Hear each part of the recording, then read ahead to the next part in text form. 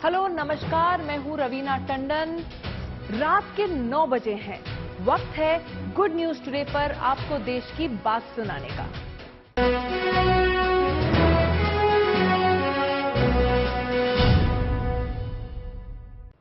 आज की भागती दौड़ती जिंदगी में हम लोग सुकून पाने के लिए कहीं दूर नेचर के करीब जाते हैं, लेकिन कुछ लोग ऐसे भी हैं जो अपने आसपास की दुनिया को ही हरा भरा बना देते हैं।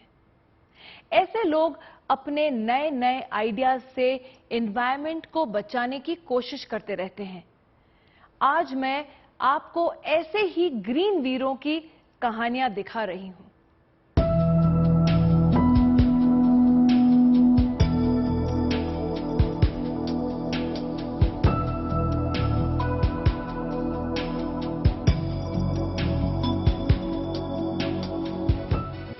हमारा देश धर्म और आस्था वाला देश है। पूजा पाठ में लोगों की काफी रुचि रहती है।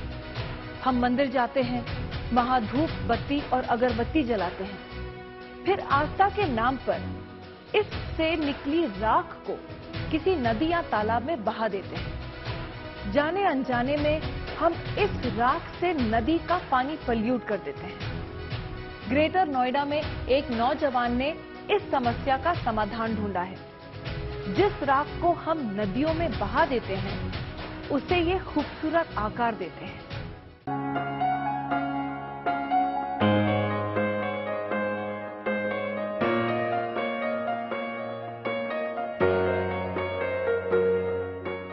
मंदिर में धूप बत्ती और अगरबत्ती जलाने से इकट्ठा हुई ये राख आम लोगों के लिए वेस्ट यानी कचरा हो सकती है, जिसे लोग अक्सर किसी नदी या तालाब में फेंक देते हैं। लेकिन 21 साल के आकाश सिंह इसका बेस्ट यूज जानते हैं। उनके लिए यह बड़े काम की चीज है, क्योंकि इसी राख से उनके स्टार्टअप एनर्जीनी इनोवेशंस की नींव पड़ी, जिसमें आज कई लोग काम करते हैं। ये लोग इसी राख का इस्तेमाल कर मूर्तियां समेत तमाम तरह की सुंदर चीजें बनाते हैं, जिनकी भारत ही नहीं विदेशों में भी मांग है। इसका आइडिया आकाश को तब आया जब वो महज 17 साल के थे। हर हफ्ते इस मंदिर में आते हैं और हम लोग हर हफ्ते मंदिरों में जाते हैं और मंदिरों से वहाँ की राख कलेक्ट करते हैं। पहले क्या होता था, बेसिकली ये जो राख है ये लोग यहाँ से लेते थे और इस राख को यहाँ से लेने के बाद नदियों में डाल दिया करते थे, और नदियों में डालने से इससे पॉल्यूशन होता था। पर अभी इससे हम जो हमारी मूर्तियाँ हैं, जो भी चीज़ें हैं, हम इसी राख का यूज़ करके बनाते हैं। इसको चेंज करते हैं कंक्रीट में और कंक्रीट से हम वो सब चीज़ें बनाते हैं। जैसे हम लोगों ने ये राख ली, राख को नारियल की राख के साथ डाला, इसमें पानी डाला और ऐसे करके हम इसे अपने मोल्ड्स में डालते हैं।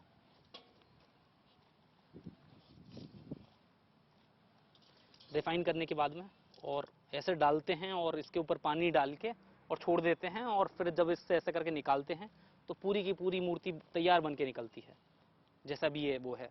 तो ये मोल्ड्स की हेल्प से हम ये सब चीज़ें बनाते हैं। इन मोल्ड को हम 3D प्रिंटिंग से भी प्रिंट करते हैं और सिलिका से भी बनाते हैं और रबर से भी बनाते हैं। और एक मोल्ड लगभग 500 से 700 मूर्तियां आराम से बना सकता है।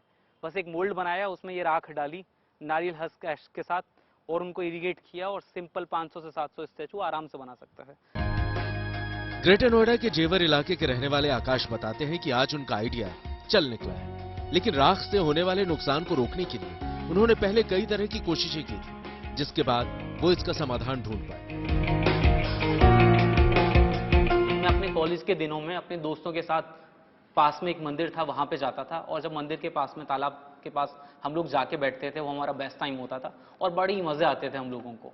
अब धीरे धीरे करके हमने देखा जो टेम्पल की जो अगरबत्ती धूप बत्ती की राख है, जो फूल पत्ती है, जो मालाएं हैं, जो नारियल हैं, वो सारी का सारा वेस्ट डंप हो रहा था उस तालाब में। तो वो तालाब पूरी तरह से पॉल्यूटेड हो चुका था और उसके अंदर जो वाटर बॉडीज थी वो पूरी तरह से इन्फेक्टेड हो चुकी थी। तो जब इसी के ऊपर रिसर्च करी, ये सब चीज़ें पता चली, तो डिसाइड किया जो अभी तक ये होता आया है ये अभी आगे नहीं होने देना है। मंदिर के पुजारी जी से बात करी, उनसे बोला कि आप ये प्लीज़ इसमें डंप मत करिए। तो उन्होंने बोला तो ये जो शुद्ध एशेज हैं, राख है, इसको फिर कहाँ डालें, यहाँ पे ना डालें। तो बहुत अच्छा उनका ये सवाल था और इसी से स्टार्टिंग हुई एनर्जी इनोवेशंस की। मैंने उनसे बोला कि आपसे आप ये नहीं डालोगे, यहाँ से मैं कलेक्ट करूँगा और हम इसका कुछ करेंगे। ये जो एशेज हम कलेक्ट कर रहे थे, इसको चेंज किया कंक्रीट टेक्नोलॉजी में। वो कैसे चेंज किया, जो नारियल की राख होती है उसको जला के उससे एक बाइंडिंग मटेरियल बनाया, अगरबत्ती धूपबत्ती की राख, इनको साथ में मिलके हम लोगों ने स्टैचूज, स्क्रप्चर्स, हैंडीक्राफ्ट आइटम्स ऐसे बनाए। और आज के टाइम में हमारे प्रोडक्ट की डिमांड सिर्फ इंडिया में नहीं है, इंटरनेशनली भी है। तो ये प्रॉब्लम स्टेटमेंट मंदिर वाला तब आया जब मेरी उम्र 17 साल की थी। तो तब मैंने ये नहीं सोचा था कि इससे एक स्टार्टअप खड़ा करना है, 170 टेम्पल, 160 टेम्पल कवर करने हैं। तब चैलेंज ये था कि ऐसा हो रहा है, ये होने से रोकना है। तो सबसे पहले अवेयरनेस क्रिएट करने की कोशिश करी, लोगों को समझाया जाए।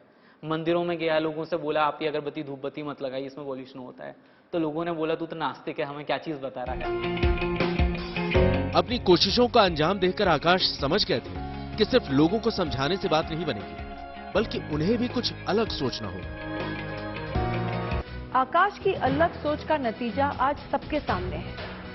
उनके स्टार्टअप से एनवायरनमेंट को बचाने के साथ साथ कई लोगों को रोजगार भी मिल रहा है। आज दिल्ली एनसीआर में सैकड़ों लोग उनके इस मिशन से जुड़कर इसे आगे बढ़ा रहे हैं। आकाश का मानना है कि ये स्टार्टअप उन्होंने सोशल कॉज के लिए शुरू किया है, न कि अपने प्रॉफिट के लिए। इसलिए वो इस मुहिम से ज्यादा लोगों को जोड़ने पर जोर देते हैं ताकि इसका फायदा सभी लोगों को हो। एनर्जीनी इनोवेशंस को स्टार्ट करने का मतलब ये नहीं था कि मैं कुछ प्रॉफिट कमाऊं, अपनी जेब में डालूं और ऐसा ये करूं। इसका मकसद था एक प्रॉब्लम का सॉल्यूशन देना, जो हम दिल्ली एनसीआर में कर पा रहे हैं। अब हम काम कर रहे हैं नेक्स्ट स्टेज की तरफ, जो नेक्स्ट स्टेज है कि हम इस चीज को बढ़ाएं ऑल ओवर इंडिया, हर जगह जहां पे भी लोग करना चाहें। इसीलिए हम लोगों ने अभी रिसेंटली अपने ट्रेनिंग प्रोग्राम स्टार्ट किए हैं, जहां हम 15 दिन की और 1 हफ्ते की ट्रेनिंग देते हैं, लोगों को सिखाते हैं कि आप ये कैसे बना सकते हैं। ये ट्रेनिंग्स हम लोग कम्युनिटीज को देते हैं, एनजीओज को देते हैं, और अलग अलग जो सोसाइटीज काम करती हैं उनको देते हैं। हमारी जो ऑर्गेनाइजेशन है 3 साल पुरानी है। तो हम लोग क्या करते हैं, एनर्जीनी इनोवेशंस के साथ मिलके हम लोगों ने एक ट्रेनिंग प्रोग्राम स्टार्ट किया है। जो कोविड स्ट्रक फैमिलीज थी, जो लेडीज थी जिन्होंने अपने सोल ब्रेड अर्नर्स को लूज कर दिया था कोविड टाइम में, हम उन लोगों को सेल्फ सफिशिएंट बना रहे हैं। वो लोग क्या करते हैं, हमसे रॉ मटेरियल्स प्रोक्योर करते हैं और हम उनकी ट्रेनिंग कराते हैं, how to make these handicrafts and statues and everything. तो वो लोग हमारी 15 दिन 30 दिन की ट्रेनिंग प्रोग्राम्स के बाद वो खुद से बना पाते हैं और फिर इनको या तो बेच पाते हैं अच्छे प्राइसेस पे, या अगर नहीं बेच पाते तो हम उनसे खरीदते हैं अच्छे प्राइसेस पे। आकाश की इस मुहिम को बढ़ता देख उनके मेंटोर भी खुश हैं। आकाश को जानने वालों ने पहले नहीं सोचा था कि उनका यह आइडिया इस कदर हिट हो जाएगा। ये 2017 में हमारे पास आया था आकाश, और उस टाइम पे इसका आइडिया कुछ और था। वो बनाना चाहता था एक वॉकिंग स्टिक जिससे कि इलेक्ट्रिसिटी प्रोड्यूस हो और उससे जो सीनियर सिटीजन्स जो है वो लाइट दे पाए उसी स्टिक के थ्रू। तो उस टाइम पे काफ़ी अच्छे से बात हुई थी, बट उसको मैंने एक बात समझाया कि जो आइडिया वो लेकर आया है वो उसका मार्केट बहुत कम है, और दूसरा उस टाइम पे सिर्फ ये 17 साल का था और हमारे यहाँ पे सिर्फ अडल्ट को रखते हैं। तो उसको बोला कि आप वापस जाइए, पढ़ाई थोड़ी सी और करिए, जब आप 18 साल के हो जाएंगे और अपने आइडिया पे थोड़ा सा और काम करेंगे फिर वापस आइए। बट हम लोग लगातार टच में भी थे, तो जब ये अपना आइडिया चेंज कर रहा था, जो हम लोगों ने कुछ फैकल्टी से भी इसकी मुलाकात करवाई और उसने अपना आइडिया चेंज किया, जिससे कि आज वो एनर्जीनी जो बना है वो उसमें से बना है, उस आइडिया में से जो उसने दूसरे बारी लेके आया था। तो बहुत अच्छा लगता है। अभी तो बड़ा हो रहा है और खुद भी बड़ा हो रहा है और उसका जो वेंचर है वो भी बड़ा हो रहा है, तो अच्छा लगता है। God bless him and may he do really well.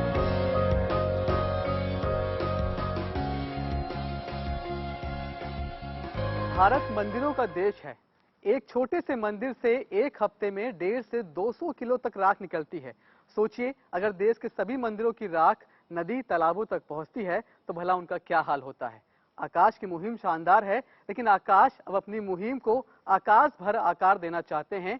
सफर आसान नहीं है, मंजिल आसान नहीं है, लेकिन शुरुआत हुई है। तो हम आकाश के लिए यही दुआ करते हैं कि उनका ये स्टार्टअप एक दिन बहुत बड़ा हो जाए, ताकि तालाब और नदियों को एक नया जीवन मिल पाए। अब मैं आपको इस मिशन के हीरो से मिलवाती हूँ। आकाश इस वक्त हमारे साथ हैं। Thank you so much for inviting me here. आपका स्टार्टअप अब कितना बड़ा हो गया है? एनर्जी इनोवेशंस पहले हम लोग सिर्फ दिल्ली एनसीआर के अंदर काम करते थे, पर अभी हम लोग सिर्फ दिल्ली एनसीआर में काम नहीं करते, हम दिल्ली एनसीआर के बाहर भी ट्रेनिंग प्रोग्राम्स चला रहे हैं। हमारे देश में 5 मिलियन टेम्पल्स हैं, मेरा मानना है कि अगले 5 सालों में हमें कम से कम इन 5 मिलियन टेम्पल से 1 मिलियन लोगों को एम्प्लॉयमेंट प्रोवाइड कराना है। ये एम्प्लॉयमेंट हम लोग कैसे प्रोवाइड कराएंगे? ये एम्प्लॉयमेंट प्रोवाइड कराएंगे हम लोग अपनी ट्रेनिंग प्रोग्राम्स के थ्रू। ट्रेनिंग प्रोग्राम्स के थ्रू कैसे? हम लोग का मानना है कि हर मंदिर से कम तकरीबन हम 2 लोगों को एम्प्लॉयमेंट प्रोवाइड करा सकते हैं। तो हम अपने ट्रेनिंग प्रोग्राम्स चला रहे हैं, जिन ट्रेनिंग प्रोग्राम्स के थ्रू हम लोगों को सिखा रहे हैं कि वो कैसे उस टेम्पल वेस्ट से प्रोडक्ट बना सकते हैं। इसके अलावा क्या आप किसी और इनोवेशन पर भी काम कर रहे हैं? अभी रिसेंटली हमने एक एक्सपेरिमेंटल प्रोजेक्ट किया जो कि हाईली सक्सेसफुल रहा। वो प्रोजेक्ट था सॉइल राखी का। हम लोगों ने सॉइल से, मट्टी से राखियां बनाई और 100% इको फ्रेंडली, बायोडिग्रेडेबल, नेचुरल राखी बनाए। और हम लोगों को हमने एक अपना ई-कॉमर्स वेबसाइट बनाया है इसके लिए, जो कि ट्रायल वेबसाइट था, और हम लोगों ने 2 हफ्ते के अंदर 7,500 से ऊपर राखियां सोल्ड आउट करी। आकाश, आप हमारे साथ जुड़े उसके लिए आपको बहुत बहुत धन्यवाद एंड आगे के लिए बेस्ट ऑफ लक। बहुत बहुत बधाइयां।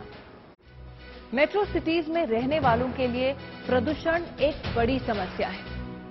भारी पोल्यूशन से दिल्ली की हवा तो इतनी खराब हो जाती है कि इसकी तुलना गैस चेंबर से कर दी जाती है। हालत यह है कि अब स्कूल और दफ्तरों में एयर प्योरीफायर लगने लगे हैं। साफ हवा के लिए लोग अपने घरों में भी अब एयर प्योरीफायर लगाने लगे हैं।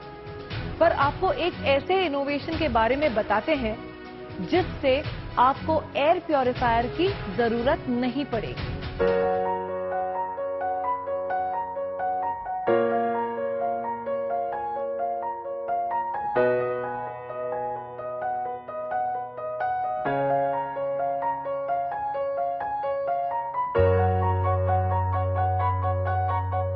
हरे भरे पौधे से सजा, देखने में गमले जैसा।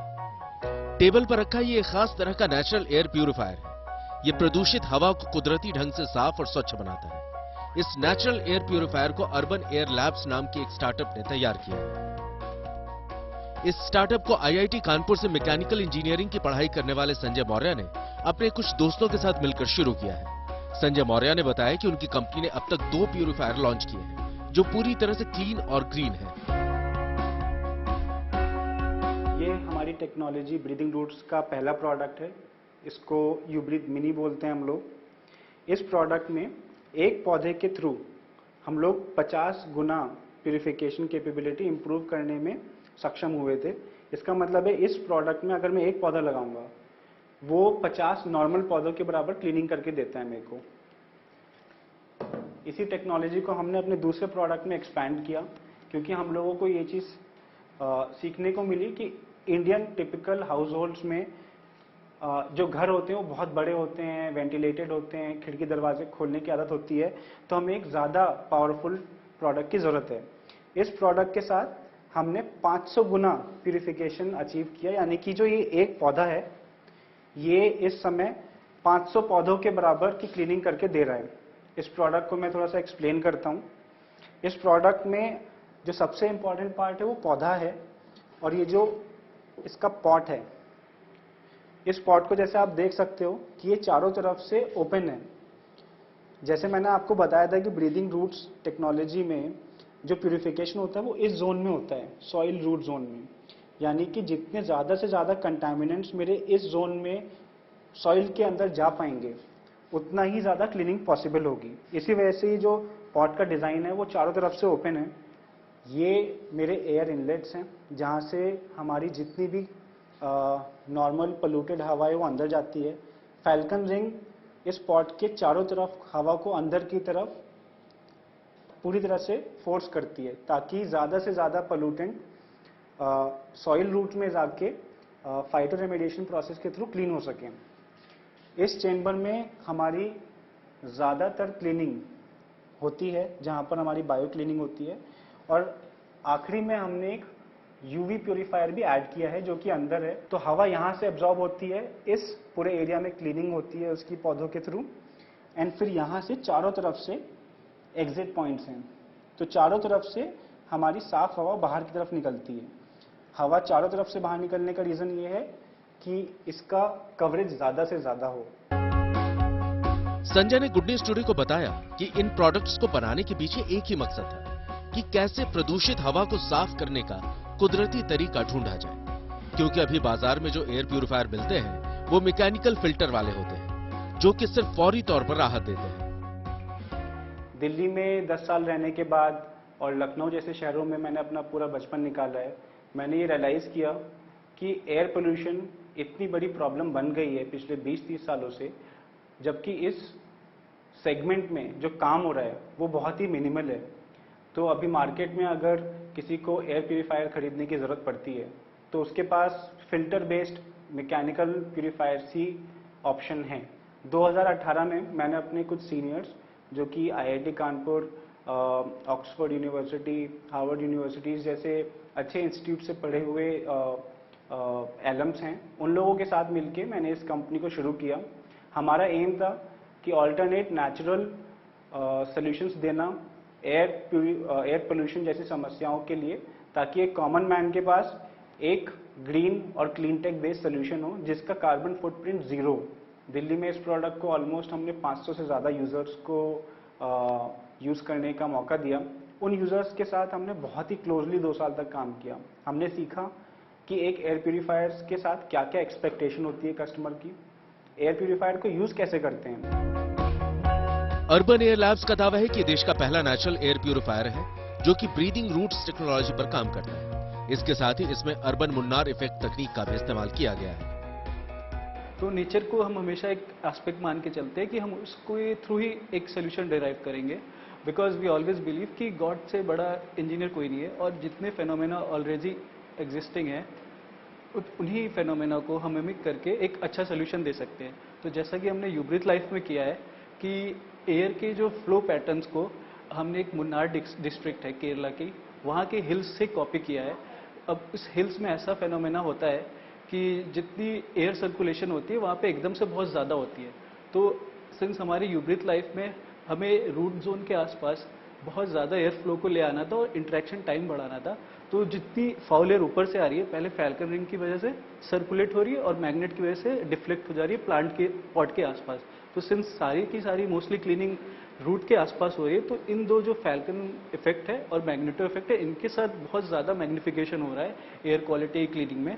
तो इन दोनों फेनोमेना को जब कंबाइन करके हमने देखा तो एक सिंगल प्लांट 500 प्लांट के बराबर एयर प्यूरिफिकेशन कर पा रहा था एक गिवन स्पेसिफिक रूम में of 250 square feet.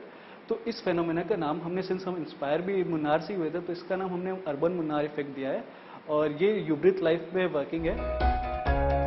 Urban air labs के बनाए प्रोडक्ट की खास बात यह है कि पूरी तरह से मेड इन इंडिया है। इसका इस्तेमाल बंद जगहों में ही नहीं बल्कि रेलवे स्टेशन, मेट्रो स्टेशन और एयरपोर्ट जैसी खुली जगहों पर भी किया जा सकेगा। इसमें 3 बड़े एक्स फैक्टर हैं। पहली जो इसकी खूबी है वो ये है कि कंप्लीटली सस्टेनेबल सोल्यूशन है। इसमें किसी भी प्रकार का आपको फिल्टर चेंज करने की ज़रूरत नहीं पड़ेगी। जो पोल्यूशन पौधा कंज्यूम कर रहा है वो उसकी ग्रोथ के लिए अच्छा भी है। दूसरी बड़ी खूबी जो है इसमें वो ये है कि एयर पोल्यूशन जो होता है वो सिर्फ धूल मिट्टी नहीं है, उसमें बहुत सारी हानिकारक गैसेस होती हैं, एयरबॉर्न वायरसेस और बैक्टीरिया जैसी समस्याएं भी होती हैं।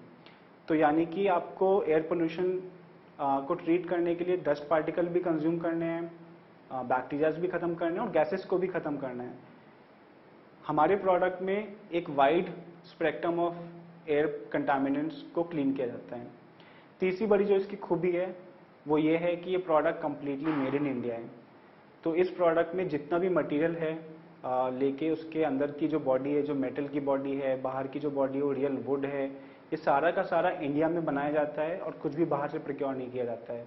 सो हमारा उद्देश्य यही था कि हम लोग इंडिया में बनाएंगे बट पूरी दुनिया के लिए बनाएंगे। तो made in India, made for the world हमारा एक लोगो है जो हम फॉलो करते हैं।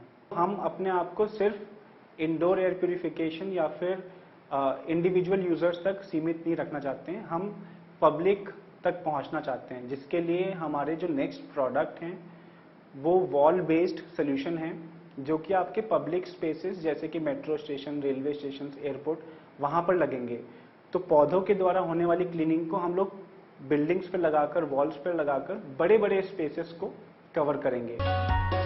आमतौर पर बाजार में जो प्रोडक्ट लॉन्च होते हैं वो एक समस्या का समाधान करने के साथ दूसरी समस्या की जड़ बन जाते हैं, लेकिन इस नेचुरल प्यूरिफायर की इनोवेशन में इस बात का खास ध्यान रखा गया है कि इससे कोई भी साइड इफेक्ट ना हो।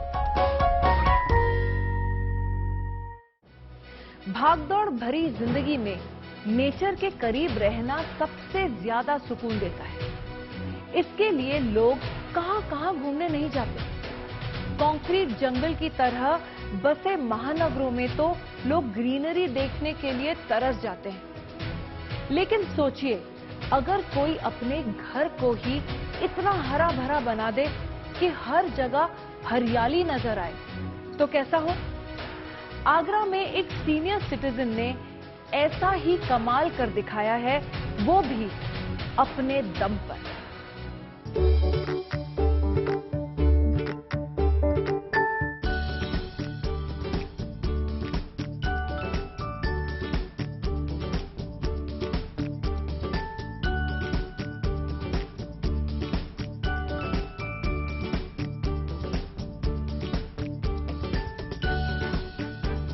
ताजमहल वाले आगरा शहर में एक खूबसूरत ग्रीन हाउस भी है, जो एक नजर में ही किसी को अपनी ओर आकर्षित कर लेता है।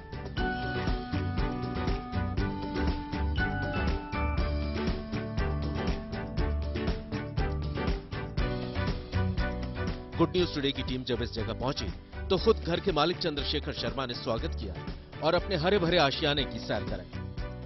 मैं चंद्रशेखर शर्मा, भारतीय स्टेट बैंक अधिकारी से रिटायर्ड, ग्रीन हाउस में आपका हार्दिक अभिनंदन और स्वागत करता हूं।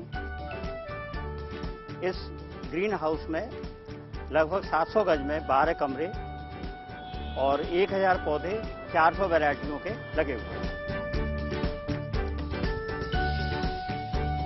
उसको मैंने दीवार के सारे लगाया है। ये प्लांट अशोक का है, ये बरगद की बोनसाई है, ये अफ्रीका है, लोलिना है, डेजर्ट एरिया का प्लांट है, ये जीरोफाइट है। इस अनोखे घर में जहां नजर डालो वहां आंखों को सुकून देने वाली खूबसूरत हरियाली नजर आएगी। कहीं पर दीवार पूरी तरह पेड़ों के ग्रीन कवर से ढकी है, तो कहीं दीवार को वर्टिकल गार्डन की तरह सजाया गया है।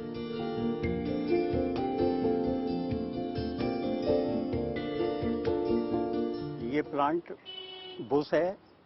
बुश को मैंने दीवार के सारे लगाया है, तो ये दीवार पे सरवाइव करने के साथ क्लाइंबर बना दिया है और इसमें पर्पल कलर के 8 महीने तक लगभग फूल आते हैं। बारिश के सीजन में नहीं आते, जो अभी चल रहा है। इसमें नरमी भी है, जिसकी हेज लगाते हैं, कोई जानवर इसे नहीं खाता, इसलिए आप बगैर किसी सपोर्ट के, बगैर किसी ट्री गार्ड के भी इस पौधे को आसानी से ग्रो कर सकते हैं। बैंक से रिटायर हुए चंद्रशेखर शर्मा को बचपन से ही बागवानी का शौक था, लेकिन इस ग्रीन हाउस को बनाने की प्रेरणा उन्हें एक चुनौती के बाद मिली। आगरा में पिछले 60-65 सालों से फ्लावर शो लग रहा है।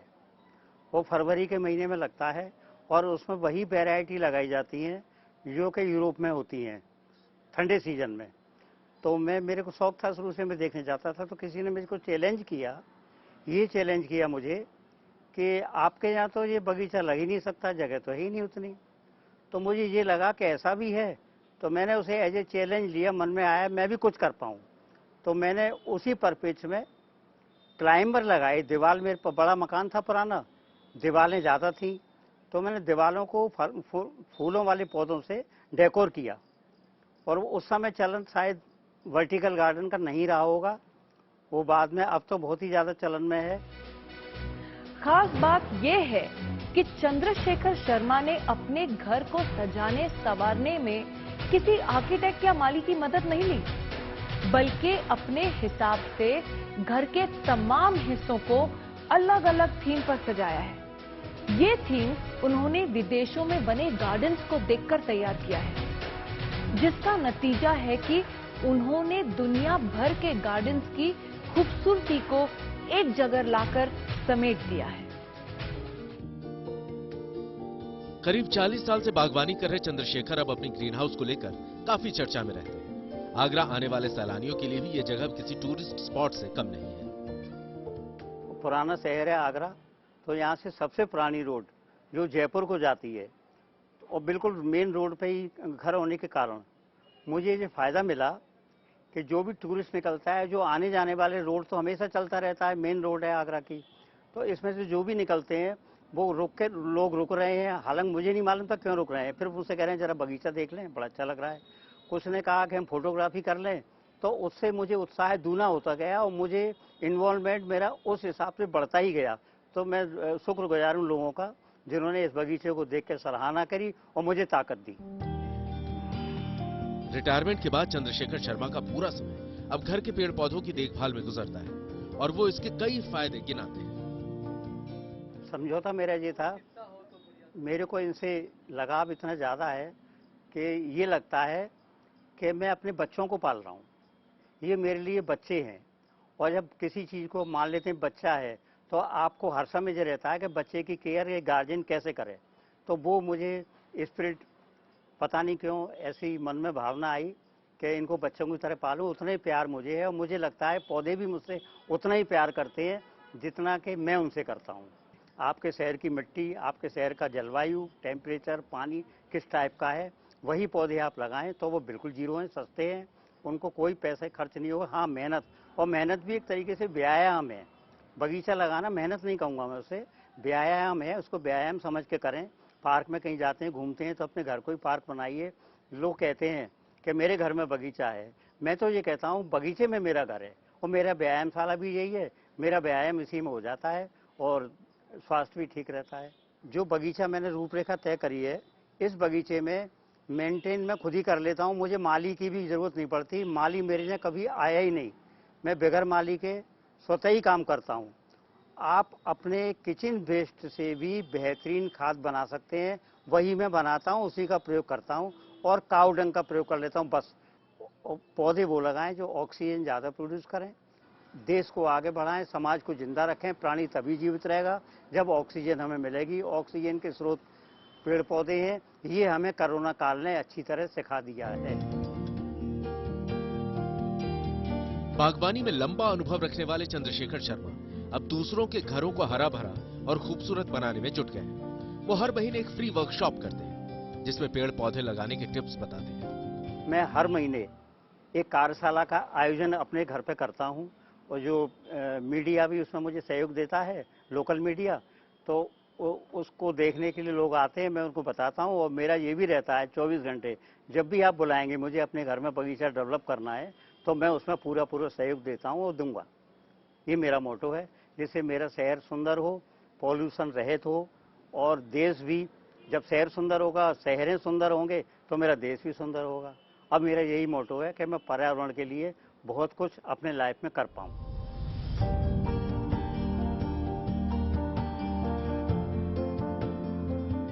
चंद्रशेखर जी कहते हैं कि उनके घर में बगीचा नहीं बल्कि बगीचे में घर है। आप आगरा आते हैं और ताजमहल देखकर लौट जाते हैं। इस बार आगरा आए तो ग्रीन हाउस भी जरूर आए और सिर्फ वह ताज नहीं, वह उस्ताद भी जरूर कहिए।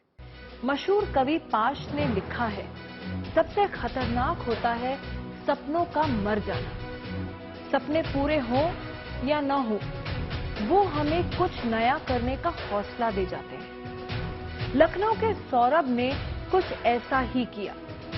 अपने सपने पूरे करने में जुट गए, एक रिस्क लिया। शुरुआती झटके भी लगे, लेकिन आज सौरभ एक सफल बिजनेसमैन है।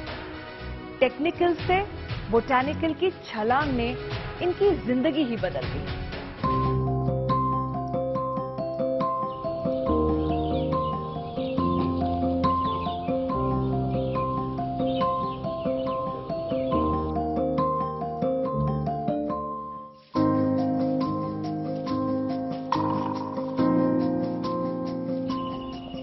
जो सौरभ कुछ सालों पहले मशीनों की उलझी तारों को सुलझाया करते थे, आज पौधों से बातें करते हैं, उनकी देखभाल करते हैं। आज इनके पास लंबी चौड़ी नर्सरी है जिसमें बागवानी, सब्जियां, हर्बल और मसाले से जुड़े 1000 से ज्यादा तरह के पौधे हैं।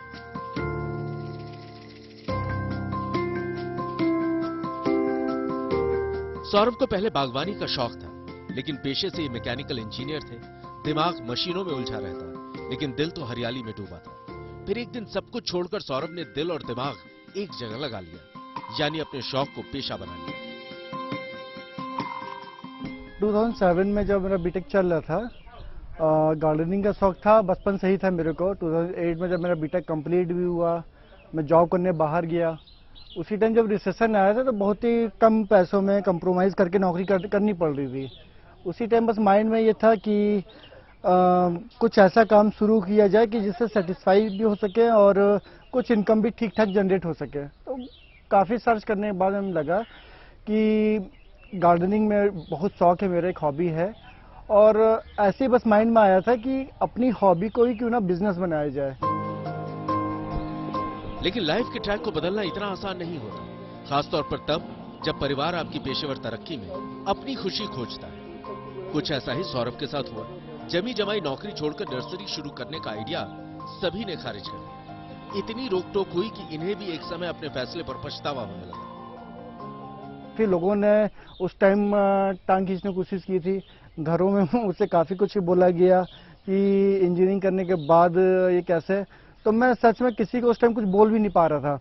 मैं खुद नहीं समझ पा रहा था कि ये डिसीजन मैंने सही लिया है गलत लिया है, क्योंकि कई लोग मतलब मुझसे तो लोग कम बोलते थे, पिताजी से लोग बहुत बोलते थे कि यार तुम्हारा बेटा क्या कर रहा है, वो बस मुझसे कह नहीं पा रहे थे। लेकिन बहुत ही टफ डिसीजन था वो, क्योंकि और कुछ मैं करता तो चलता, लेकिन इंजीनियरिंग करने के बाद एक तरह से बिल्कुल डिफरेंट मैंने फील्ड चुनी थी, तो लोगों को पचा पाना बहुत मुश्किल था, मेरे लिए भी बहुत एक टफ था वो। बाजार में कदम रखना अलग बात होती है और पैर जमाना अलग।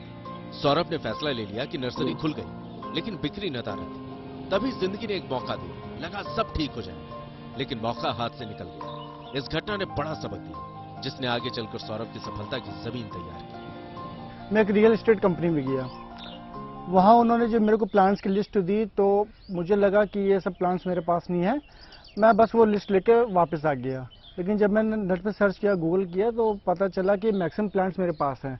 उन्होंने बॉटनिकल नेम से वो इंडेंट निकाला था, तब मुझे लगा कि यहाँ जब भी मैं कहीं जाऊँगा तो ये बॉटनिकल नेम से ही मेरे को प्लांट्स की लिस्ट पकड़ाएंगे। तो धीरे धीरे मैंने बॉटनिकल नेम से सर्च करना शुरू किया, और एक कह सकते हैं शौक था, तो बहुत आसानी से बॉटनिकल नेम से मैं याद करना शुरू किया। जब मैंने, तो लोग रटते हैं, मुझे बस कोई प्लांट एक बार पसंद आ जाए, तुरंत ही उसका बॉटनिकल नेम याद हो जाता है। आज बहुत सारे लोग सौरभ की नर्सरी में आते हैं, जो सोच कर आते हैं उससे ज्यादा पाते हैं। वजह है इनकी खास सोच। इन्होंने पौधों की कैटेगरी के हिसाब से अलग अलग हिस्सा बना रखा है। मसलन टेरेस गार्डन के पौधे अलग, इंडोर और आउटडोर के लिए अलग जगह। यह आमतौर पर दूसरी नर्सरियों में नहीं दिखता। मैंने कोशिश करी कि इस टाइप की एक नर्सरी बनाई जाए कि हर लोगों को, हर गार्डन लवर्स को वो सारी चीज़ें एक ही जगह पे प्रोवाइड होना शुरू हो जाएं। क्योंकि जब जाते थे किसी भी नर्सरी में, तो वो एक्सपर्ट होते थे कि कोई फ्लावरिंग प्लांट्स का ही काम कर रहा है, कोई वेजिटेबल्स पे काम कर रहा है, कोई पाम प्लांट्स पे काम कर रहा है। तो मैंने बस एक कोशिश करी कि एक इस टाइप का नर्सरी बनाई जाए कि जिसमें हर टाइप के प्लांट्स की कैटेगरीज हो, लोगों को दिखाई दे वो सारे चीज़ें, सिर्फ ये नहीं कि लिखा हुआ कहीं पे। आज सौरभ जो भी करते हैं, जितना भी करते हैं और उससे जो भी कमाते हैं, खुश हैं। खुश हैं क्योंकि इनकी उम्मीद टूटी नहीं, खुश हैं क्योंकि ये परिवार की अपेक्षाओं पर खरे उतरे। सौरभ बहुत खुश हैं क्योंकि इनका सपना मरा नहीं। अक्सर लोग आपसे पूछते हैं कि आपकी हॉबी क्या है। आप ये बताते हैं कि हॉबी ये है और आपका काम ये है। लेकिन सौरभ त्रिपाठी ने अपने हॉबी को ही अपना काम बना लिया और अपनाया एक ऐसे क्षेत्र को जो उनके लिए बिल्कुल नया था। लेकिन आज लोग उनसे सीखने आते हैं, जानने आते हैं। सौरभ त्रिपाठी की कहानी ये बताती है कि अगर हम मन लगाकर कोई भी काम करें तो वो काम हमको बहुत आगे तक ले जाता है। इंजीनियरिंग छोड़कर नर्सरी चलाने वाले सौरभ इस वक्त हमारे साथ हैं। स्वागत है सौरभ आपका गुड न्यूज टुडे पर। इंजीनियरिंग की पढ़ाई मुश्किल लगी या हरी भरी नर्सरी का काम सीखना? कोई भी काम मुश्किल नहीं है, अगर आप उसका मन नहीं लगा रहे हैं सही से तो हर काम मुश्किल लगता है, और अगर आपका मन लग रहा है तो इंजीनियरिंग भी बहुत आसान है। और अगर आप लाइफ में कुछ और भी करना चाह रहे हैं वो भी आसान है। अगर आप उसमें मन लगा के कुछ भी काम करना चाह रहे हैं तो अच्छा सिनेरियो बना कि मुझे इस फील्ड में आना पड़ा। और जब मैं नर्सरी फील्ड में आया और बहुत इंटरेस्ट था मुझे पेड़ पौधों को लेकर, और मुझे लगता है जब मैंने बहुत मन लगाया, इंटरेस्ट मेरा बहुत ज़्यादा था, तो बहुत आसानी से मैं एक एक बारीकी में इस फील्ड की सीखता चला गया और धीरे धीरे एक अच्छा सा व्यवसाय खड़ा किया। अब सौरभ, दूसरा सवाल ये पूछना है कि अब तो आप इस काम की पूरी ABCD सीख चुके होंगे, क्या टिप्स देना चाहेंगे आप हम सबको? मैं कहना चाहूँगा कि अगर GNT के माध्यम से अगर मेरा ये वीडियो लोगों तक पहुँचता है तो मैं जरूर रवीना मैम से भी कहूँगा कि लोग पर्यावरण के प्रति जागरूक हों और कम से कम सभी लोग एक एक पौधा, एक एक पेड़ अपने नाम, अपने परिवार के नाम पे, समाज के नाम पे लगाना शुरू करें। आपका बहुत बहुत धन्यवाद सौरभ एंड बहुत बहुत बधाइयाँ। अक्सर लोगों को लगता है कि सरकारी योजनाएं केवल कागजों तक सीमित रहती हैं। दिखावे के लिए कुछ एग्जीबिशन और सेमिनार कर दिए जाते हैं, लेकिन इनसे हालात नहीं बदलते, केवल खाना पूर्ति होती है। पर ऐसा सोचने वालों को हिमाचल प्रदेश के शैलेंद्र शर्मा की मेहनत देखनी चाहिए। शैलेंद्र ऑर्गेनिक खेती में इतने सफल हैं कि खुद प्रधानमंत्री नरेंद्र मोदी तक उनकी तारीफ कर चुके हैं।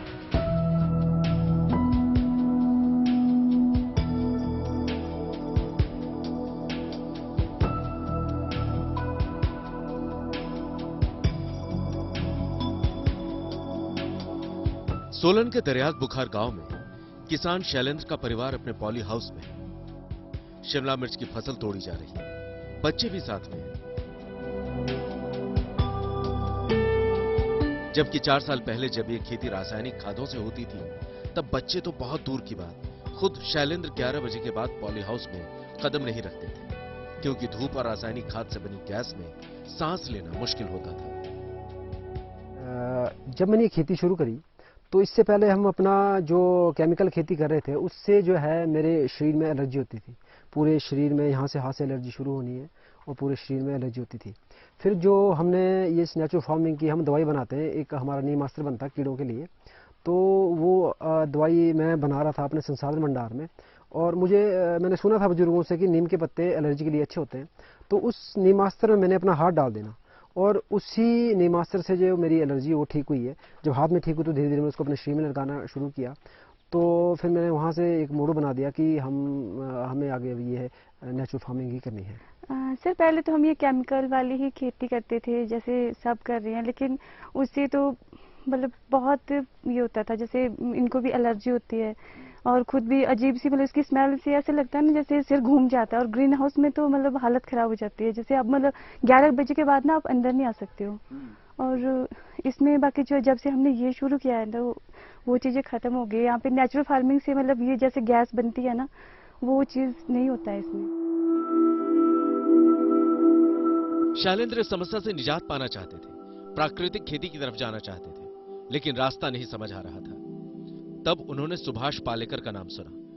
सुभाष पालेकर भारत में मॉडर्न नेचुरल फार्मिंग के फादर माने जाते हैं। ये किसानों को जीरो बजट में प्राकृतिक खाद बनाना सिखाते हैं। इसके लिए सुभाष पालेकर को 2016 में पद्मश्री से सम्मानित किया जा चुका है। 2018 में हिमाचल प्रदेश सरकार ने सुभाष पालेकर का एक सेमिनार आयोजित किया। शैलेंद्र उसमें गए और जब लौटे तो उनकी जिंदगी और किसानी को नया मोड़ मिल चुका था। 2018 में पद्मश्री सुभाष पालेकर जी हिमाचल आए। ये एक सौभाग्य रहा हिमाचल का कि उस टाइम यहाँ अपने आचार्य देवव्रत जी अपने राज्यपाल थे, तो उनके सौजन्य से यहाँ पालेकर जी की ट्रेनिंग हुई और कृषि विभाग के थ्रू हम उसी ट्रेनिंग में वहाँ पहुँचे और वहाँ से हमने ये खेती सीखी और फिर उसके बाद अपने खेतों में इसको अपनाया। के लिए तो है, क्योंकि जो केमिकल में तो हेल्थ के लिए तो इसमें कुछ भी नहीं है। आपको मतलब हर जगह से जैसे सबको होता है आजकल, हर जगह बीमारियां ही आती है इससे ऐसा भी कुछ नहीं होता है। और जब से हमने ये शुरू किया है तो मतलब काफी मुझे तो अपनी हेल्थ में काफी इम्प्रूवमेंट लगी है। ये गुड़, बेसन और नीम के पत्तों से खाद तैयार करते हैं, फसल में डालते हैं और नतीजा अच्छी सेहत और शानदार पैदावार। 6-6 फीट के पौधे और बड़े बड़े शिमला मिर्च, वो भी चटक रंग के साथ। खुद प्रधानमंत्री नरेंद्र मोदी शैलेंद्र के शिमला मिर्च की तारीफ कर चुके हैं जब ये दिसंबर 2021 में मंडी पहुंचे थे। और मैं आज अभी प्रदर्शनी में प्राकृतिक खेती के उत्पाद देख रहा था। उसकी साइज भी इतनी लुभावनी थी, उसके रंग रूप इतने लुभावने थे। मुझे बहुत खुशी हुई।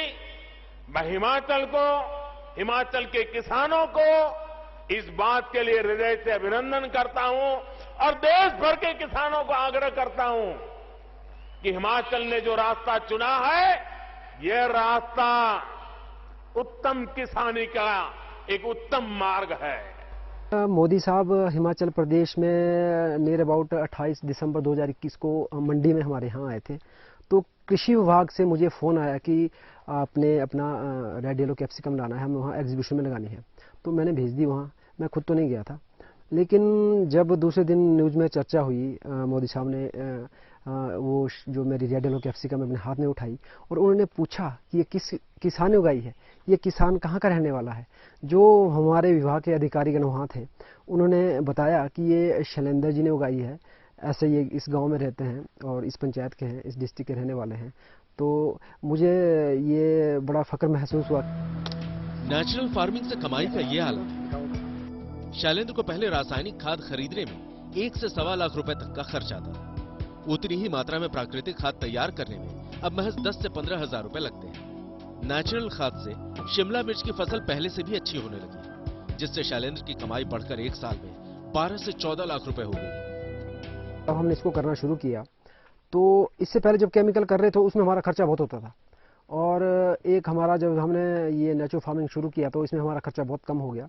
मैं अगर अब अपनी बात बताऊं, मेरे पास लगभग 1750 स्क्वायर मीटर पॉली हाउस है जिसमें मेरा ये रेड येलो कैप्सिकम लगा है। तो फिर इसमें मैं लगभग 1 लाख से ऊपर मेरा केमिकल का खर्च होता था। लेकिन अब अगर मैं सीधे बात करूं तो ये खर्चा जो मेरा घट के है वो 15 से 20 हजार पे आ गया है। इसमें तो है ही फर्क, जो नेचुरल चीज़ होती है वो टेस्टी तो होती है, इसमें वो टेस्ट नहीं आता है जो मतलब केमिकल्स के साथ होता है, वो टेस्ट नहीं होता है उसमें। हाँ सर, ये मतलब आप 10-15 दिन तो इसको बड़े आराम से रख सकते हो। बाकी जैसे हमारे यहाँ पे थोड़ी ठंड होती है तो दिसंबर में ये मतलब जो इसका कलर है वो नहीं आता है, तो हमने तो इसको मतलब काफ़ी टाइम, इवन 1 महीने तक हमने स्टोर करके रखा है। और जो हमारी यहाँ पे एग्जीबिशन में गई थी, इसमें मंडी में गई थी, तो वो 1 महीना हमने स्टोर करी थी, उसके बाद वहाँ पे गई थी वो 1 महीना स्टोर करने के बाद। शैलेंद्र पिछले 20 सालों से पैदावार बढ़ाने के लिए खेत में खाद के नाम पर केमिकल का जहर डाल रहे थे। कुछ यही हाल देश के ज्यादातर किसानों का था। अब प्राकृतिक खाद ने नई राह दिखाई और इस राह पर शैलेंद्र के साथ हिमाचल प्रदेश के सैकड़ों किसान भी निकल चुके हैं।